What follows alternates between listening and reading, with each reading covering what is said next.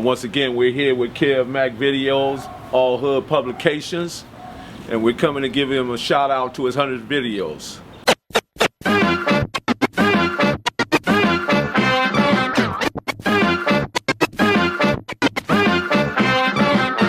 Stand back. Boom, boom, boom, boom, boom, boom, boom. Watch the bomb drop. All the competition that try to compete. Stand back. Watch the bomb drop.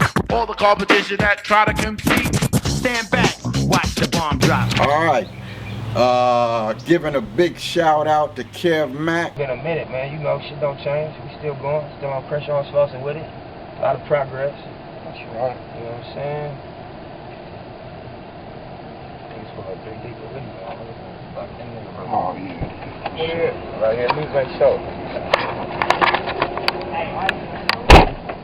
I'm G West, and we'd like to also send a shout out to Kev Mac. And I just want to lighten you on a few things that, you know, the only limitations that we ever have in life is the ones we placed on ourselves. That play in the back. Oh, man, without question, man. Yeah, we got the homeboy Nep. Chilling with Nep, man. We out here. You already know it. Put spit on the camera over with the Tanner. Oh man, I watched all the way to part 4 or 5 of it. I already know. I already know I didn't watch all of it. How the fuck I get in the middle of this? I didn't watch all of it. How I get in the middle of this one? Also, I'd like to give a shout out to Barefoot Pookie, the general. Triple die. I'd like to give out a shout out to AC, Baba Louie, another general. Yes, what I'm saying? I'd like to give a shout out to the brother Tate out of Watts. I became, worse than you see me Sam. I'd like to give out a shout out to the brother Pygmy. And my name is Alfred Trotter. And I'd like to give a shout out to the brother Lafayette. I'm 71 years old. You know what I mean? Because these guys are pioneers. These guys seen everything. They was from the start up to the end up. First funk that ever happened, Barefoot Pookie and AC came and got me. I'm Lil Caesar, one of the founders from the Inglewood family. And they wasn't Inglewood family. They were called the Dirty Dozen. I'm looking for you, Big Rick. Today is a blessing for me because I'm here with my big homie, Big Rick. Call me up. I love this nigga. This is my homeboy. I done missed a few of your calls. I'ma always respect my position. I know you missed a few of my calls. It's called respect. Like, hey homie, y'all, you know where you at? When everybody was turning West Side Cribs, they said Anthony Parkwood didn't want to turn. So they got into it, the real show with him.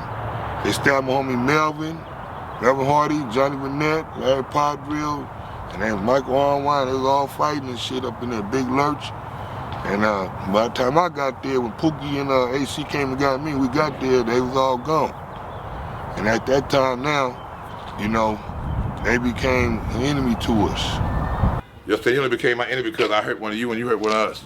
You see what I'm saying? And we kept continuing to do that without ignorance. I became one of the Pyrus and Comptons when we all used to come to the Rosecrans skating ring. Tim, both Daces, LB, but when that shit kicked off, over nothing, over that Rosecrans skating ring, the shit went haywire. The word was, Compton against West Side, which never happened that night.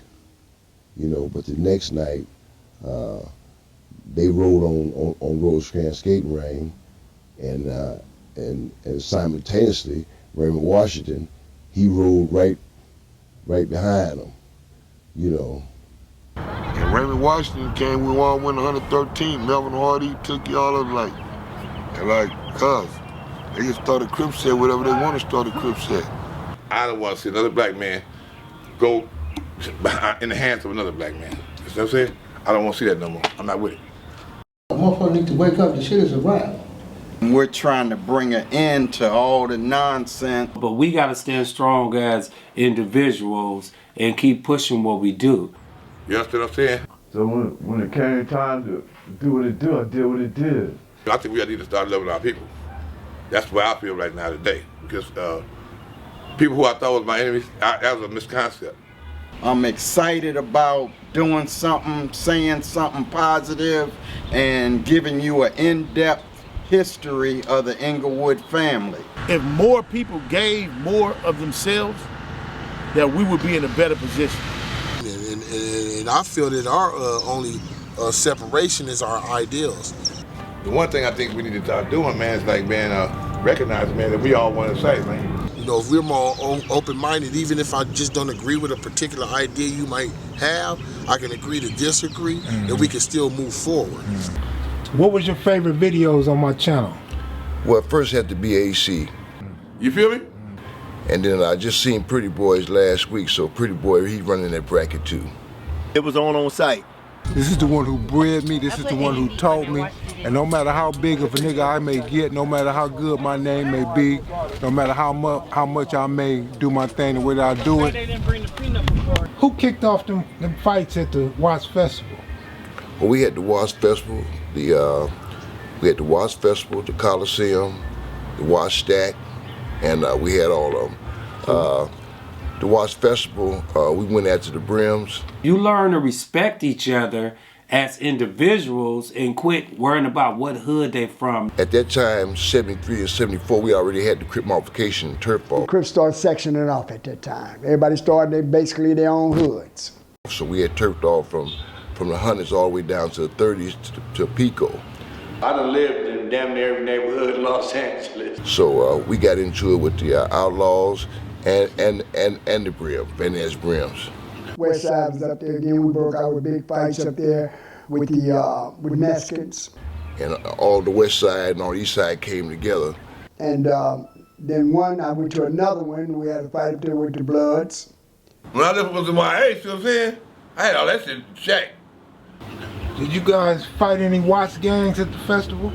No. None that I knew of. We fought who we knew. By the end, I was in the pen, and now that's when I started hearing about 4800. That was way after 1971, Crip conglomeration and turf ball. What 4800 was to me was really like my growth. You know, we had a little discussion with Phil. That's when he wanted us to be hard in 40s. Let me rip it up because in the back. What would you like to see next on KM Videos? I would really like to see, O'Neal Brown. Stand back, watch the bomb drop. All the competition that try to compete. He was a smack. He was the originator of the neighborhood, and he was one of the co-founders of the Insane Payback Crips in 1975. Get to know a person before you holler about what hood they from and all this, because that already takes your mind to a whole different level. Like my first encounter with my big homie, who I still love and respect to this day, was who I had an ultimate respect was Mouse. Meet the person first and then make a judgment on that individual. Because when you make that judgment on the individual, then you get to learn him, not about where he's from. Because that person could be your best friend, and people are always so quick to be hollering, he from this, he from that. Have you been in touch with Big Jack? Yes, every day. I would like to get Big Jack, man. Yeah, Big Jack's coming. He's coming. What about Lil James? Big James came home Lil James came home a few years ago, and he came looking for me, but we never was able to get in contact with each other. But I'm still looking for him. The war stories, all that, it didn't do nothing but just breed more violence and more violence. It's time to stop the violence. Let me say this. From my father, I learned how to be a father when I wanted to be. But from Keystone, I learned how to be a hustler and a father and a man and a leader, all of that. From the beginning, from the outset of the chain gang, from the myths, the realities, and the misconceptions of what it was and who it was. If you ever want to know anything about this thing they call the neighborhood rolling 60s, this is the one. You should already know when I walk in the door that it ain't no use in fronting on me. You should already know when I walk in the door that it ain't no use in fronting on me. You got a book out. What's the name of the book? It's called Angelo White, The Story of Barefoot Pookie. This is all about making a positive reality out of a myth that, what we were doing was cool, because it wasn't none of that cool. Once you just say, oh, he from Hoover, or he from Trey, or he from 60s, he from UG, he from Block. You already putting him, that's an enemy hood. You already putting yourself as a thought. The James is a prime source of our beginnings. We are a powerful people. That's probably why we self-destruct. Like I say, re-educating ourselves and using communityism or tribalism within us, then we'll get along more with, especially with other communities. Because it's okay, that's where you from. Represent where you from then. But there's other ways you can represent where you from. You know what I mean? You can do something positive and still be from that community. We all are men that have turned our life around to the point that we taking care of our families now. And we use that same energy we use to hate each other. We use that same energy to love each other. It's gonna be a problem. They got a lot to bring to the table, so we're gonna sit down at some point and we're gonna break bread and we're gonna talk about this thing. You know, you got to get old. You know, you got to get young. You know, and it just got to stop. It just has to stop. You know, we didn't do nothing. It didn't create nothing positive for us to look back on. You know, let's stop tearing up our communities. You know, whether it's black, brown, or even white, you know what I mean? We ain't excluding, because we got white boys from our neighborhoods, you know what I mean, that repped it hard, you know, so let's bridge the gaps, man, and let's communicate, because we got more in common than we do not in common. And shout out to my boy Stutterbox out of them Peblos, you know I love you, my nigga, come on now.